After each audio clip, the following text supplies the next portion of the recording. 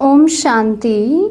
आइए सुनते हैं 25 जुलाई 2026 की साकार मुरली।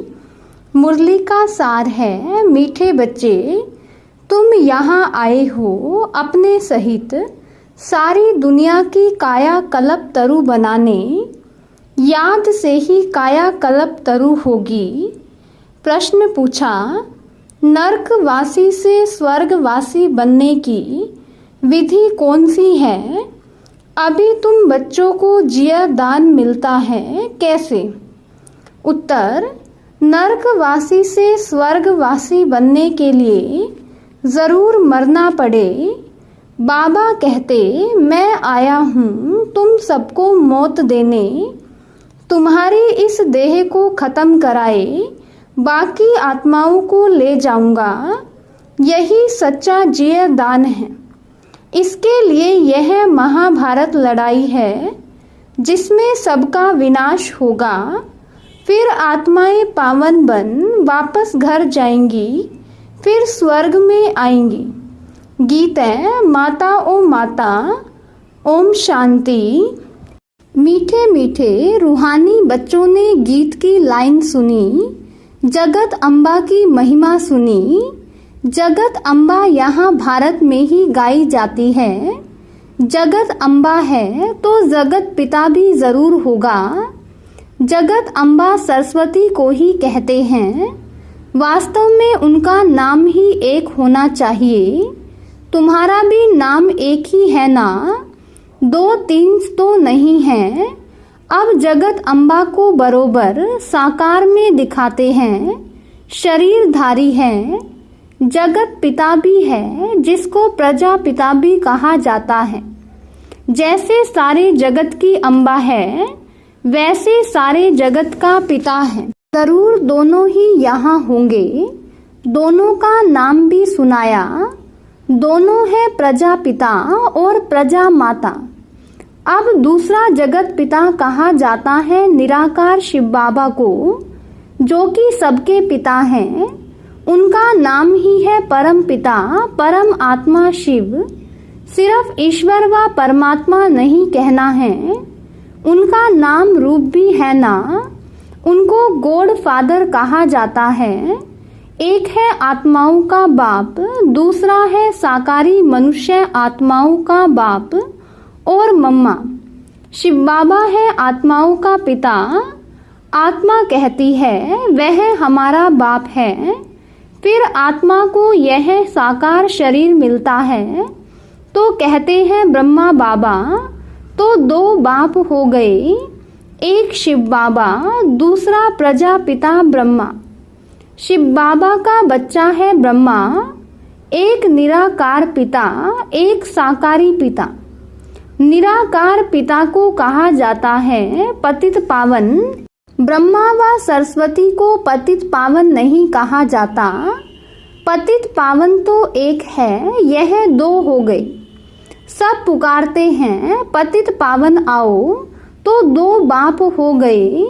शिव बाबा है रचयिता, नई दुनिया रचते हैं। तो पहले ब्रह्मा को जरूर रचना है। विष्णु और शंकर को कभी प्रजापिता नहीं कहते हैं, ब्रह्मा को ही प्रजापिता कहते हैं। तो शिव बाबा प्रजापिता ब्रह्मा द्वारा अडॉप्ट करते हैं। कहते हैं हम शिव बाबा के बच्चे हैं। शिव बाबा ने इसमें प्रवेश कर अडॉप्ट किया है। वही आत्माओं को पावन बनाते हैं। आत्मा ही पतित बनी है, इस कारण शरीर भी पतित मिलता है। सोने में चांदी, तांबे, लोहे की खाद डालते हैं तो आत्मा में भी खाद पड़ती है।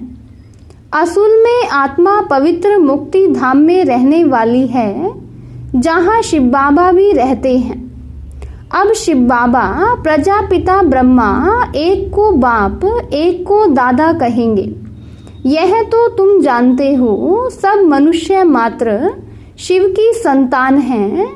शिववंशी फिर है ब्रह्मा कुमार कुमारियाँ। शिव बाबा और दादा इकट्ठे हैं। शिव बाबा इसमें विराजमान हैं। हमको ब्राह्मण बनाए राजयोग सिखाते हैं, मनुष्य को देवता बनाने। देवताएं रहते हैं सतयुग में।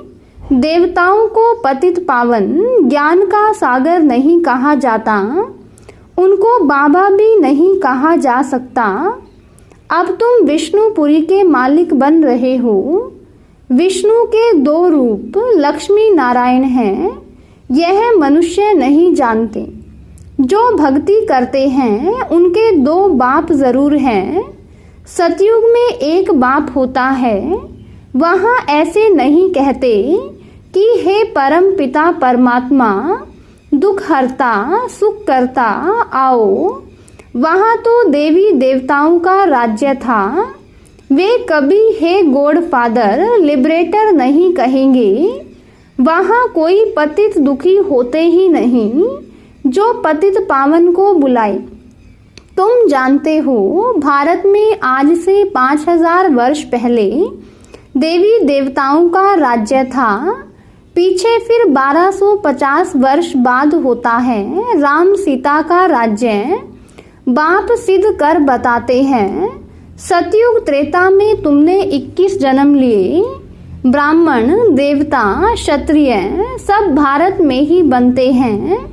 बाप आकर पुरानी दुनिया को नया बनाते हैं, रिजुवनेट करते हैं, काया कल्प तरु बनाते हैं, अमर बनाते।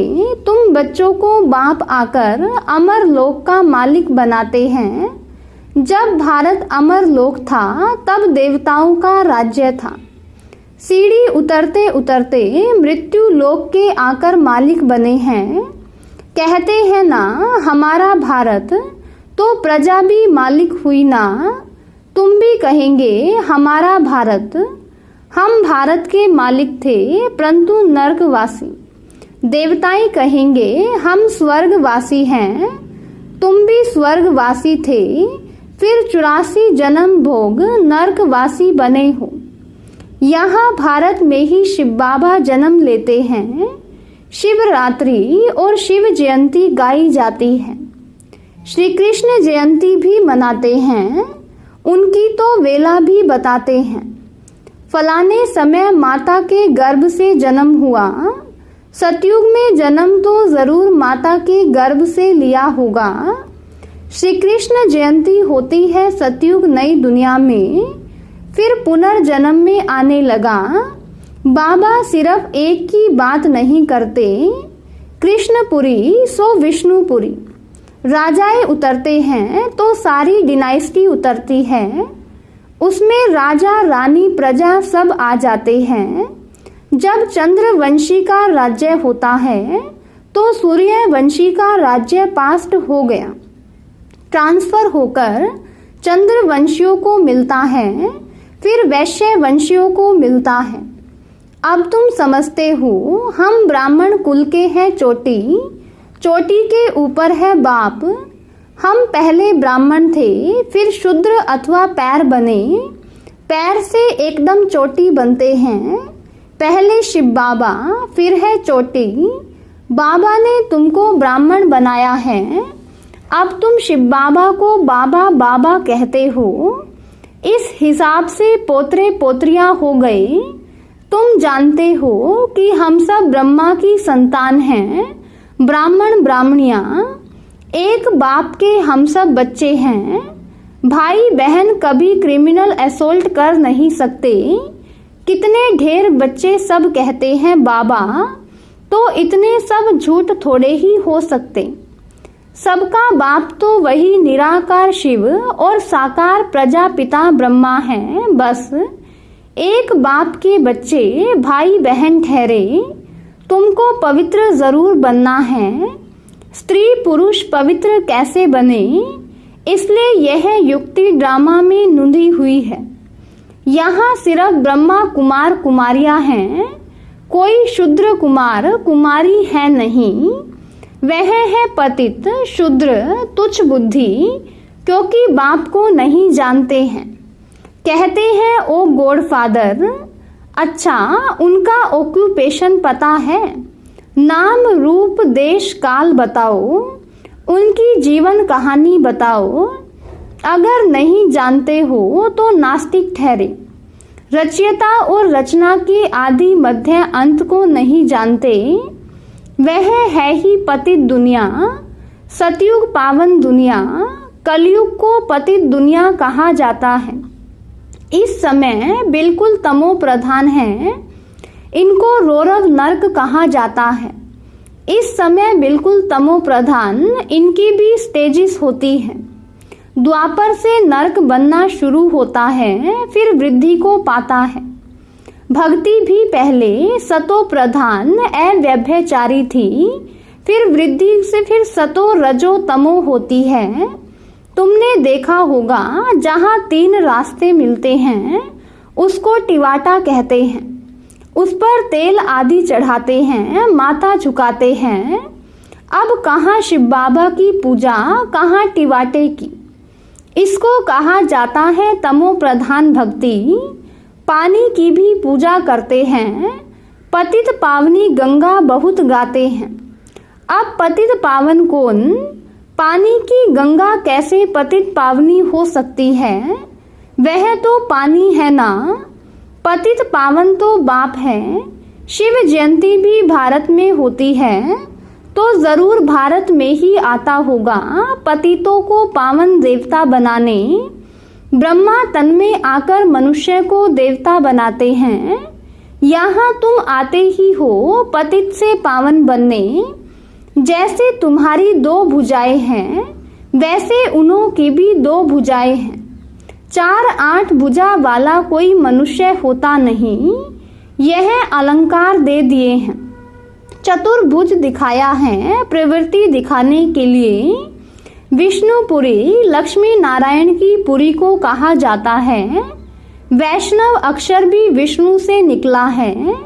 देवताएं वैष्णव थे, वल्लभाचारी वैष्णव होते हैं वेजिटेरियन। वह कोई निर्विकारी नहीं होते हैं, उन्हों की बड़ी हवेलियां होती हैं। वैष्णव का अर्थ ही नहीं समझते हैं। विष्णुपुरी में रहने वाले को वैष्णव कहा जाता है। वैष्णव पवित्र को कहा जाता है। राधे कृष्ण का अलग मंदिर, लक्ष्मी नारायण का अलग मंदिर बना दिया है। भारतवासी जानते ही नहीं कि उन्हों में क्या फर्क है। राधे कृष्ण ही लक्ष्मी नारायण बनते हैं, यह किसको भी पता नहीं। वह है बचपन का रूप, वह है बड़ेपन का रूप। लक्ष्मी नारायण के छोटेपन के चित्र कोई है नहीं। लक्ष्मी नारायण को सतयुग में, राधे कृष्ण को द्वापर में ले गए हैं। अभी तुम रचयिता बाप और रचना के आदि मध्य अंत को जान गए हो। बाबा झाड़ का राज भी समझाते हैं, ड्रामा का भी राज समझाते हैं। ड्रामा को देखने से समझेंगे कि शंकराचार्य तो कलयुग में आते हैं। सन्यासियों की डिनाइस्टी सतयुग में तो हो नहीं सकती। सब भगवान के बच्चे हैं तो स्वर्गवासी होने चाहिए, परंतु स्वर्गवासी तो सब होते नहीं हैं, सिर्फ देवताएं ही होते हैं। अभी तुम ब्राह्मण वंशी बने हो तो फिर देवता बनेंगे। पवित्र जरूर बनना है। तुम जानते हो छोटे बड़े सब ब्रह्मा कुमार कुमारियां हैं। दोनों कहते हैं बाबा हम आपके बच्चे हैं, ब्राह्मण हैं। यह है बाप दादा आदि देव ब्रह्मा और शिव बाबा। तुम जानते हो हम ब्रह्मा बाबा और शिव बाबा के सामने बैठे हैं। बाप कहते हैं मुझे याद करो तो पतित से पावन बन जाएंगे। हम वर्षा शिव बाबा से लेते हैं। शिव बाबा हमारा बाप भी है, पतित पावन भी है, गुरु भी है। अब यह है संगम युग, पतित से पावन बनने का मेला। पतित पावन द्वारा ही पावन बनते हैं। संगम पर नदियों और सागर का मेला है। नदियों को मेला तो होता नहीं। अब ज्ञान सागर और तुम आत्माओं का मेला लगता है। तुम आए हो ज्ञान सागर के पास, ज्ञान गंगाएं तुम ज्ञान सागर से निकली हुई हो। तुम ज्ञान स्नान कराए पावन बनाते हो, योग सिखाते हो। सागर का परिचय दे तुम यहाँ ले आए हो मेले पर। इस समय तुम जब ब्राह्मण बनते हो तो तुमको 3 बाप हैं, लौकिक पिता भी हैं और प्रजापिता भी हैं, फिर शिव बाबा भी हैं। भक्ति मार्ग में 2 पिता होते हैं, सतयुग में 1 पिता होगा। यह समझने की बातें हैं। अभी तुम्हारी आत्मा कहती है मेरा तो एक शिव बाबा, दूसरा न कोई। मित्र संबंधी आदि होते हुए भी कहते हैं मेरा तो एक शिव बाबा है, उनकी याद से ही पतित से पावन बनना है। आत्मा जानती है वह हमारा बाप भी है, टीचर भी है, सतगुरु भी है। हमारी आत्मा को बाप लेने आए हैं, ब्रह्मा तन में प्रवेश कर पावन बनाते हैं। तुमको ले जाने के लिए बाप आए हैं, तुम सबको मौत देने आया हूँ। नरकवासी से स्वर्गवासी बनने के लिए जरूर मरना पड़े ना। तुम्हारी इस देह को खत्म कराए बाकी आत्माओं को ले जाऊंगा। बाप कहते हैं तुमको जिया दान देता हूँ। यह महाभारत लड़ाई है ना, सबका विनाश होगा, नहीं तो कैसे ले जाऊंगा। आत्माओं को पवित्र बनाए घर ले जाता हूँ, वह तो शांति धाम है। सतयुग आएगा तो कलयुग जरूर विनाश होगा, इसके लिए महाभारत लड़ाई मशहूर है। लगती भी यह संगम पर है, जबकि तुम मनुष्य से देवता बनते हो। अच्छा, मीठे मीठे सिकी लदे बच्चों प्रति माता पिता बाप दादा का याद प्यार और गुड मॉर्निंग। रूहानी बाप की रूहानी बच्चों को नमस्ते। धारणा के लिए मुख्य सार। पहली पॉइंट, ज्ञान सागर में ज्ञान स्नान कर स्वयं को पावन बनाना है। मित्र संबंधियों के साथ रहते बुद्धि में रहे मेरा तो एक शिव बाबा, दूसरा न कोई। दूसरी पॉइंट, विष्णुपुरी में चलने के लिए पक्का वैष्णव अर्थात पवित्र बनना है। नरक से जीते जी मरकर बुद्धि योग स्वर्ग में लगाना है। वरदान है एक लगन, एक भरोसा, एक रस अवस्था द्वारा सदा निर्विघ्न बनने वाले निवारण स्वरूप भव। सदा एक बाप की लगन, बाप के कर्तव्य की लगन में ऐसे मगन रहो जो संसार में कोई भी वस्तु या व्यक्ति है भी यह अनुभव ही न हो। ऐसे एक लगन एक भरोसे में एक रस अवस्था में रहने वाले बच्चे सदा निर्विघ्न बन चढ़ती कला का अनुभव करते हैं। वे कारण को परिवर्तन कर निवारण रूप बना देते हैं। कारण को देख कमजोर नहीं बनते, निवारण स्वरूप बन जाते हैं। स्लोगन है प्रशंसा के आधार पर प्रसन्नता अल्पकाल की रहती है। अव्यक्त इशारे, ज्वाला स्वरूप स्थिति में रहे शक्तिशाली याद का अनुभव करो। ज्वाला स्वरूप की स्थिति का अनुभव करने के लिए निरंतर याद की ज्वाला प्रज्वलित रहे, इसकी सहज विधि है। सदा अपने को सारथी और साक्षी समझकर चलो। आत्मा इस रथ की सारथी है। यह स्मृति स्वतः ही इस रथ से वह किसी भी प्रकार से देह भान से न्यारा बना देती है। स्वयं को सारथी समझने से सर्व कर्मेंद्रियां अपने कंट्रोल में रहती हैं। सूक्ष्म शक्तियां मन बुद्धि संस्कार भी ऑर्डर परमान रहते हैं। अच्छा, ओम शांति।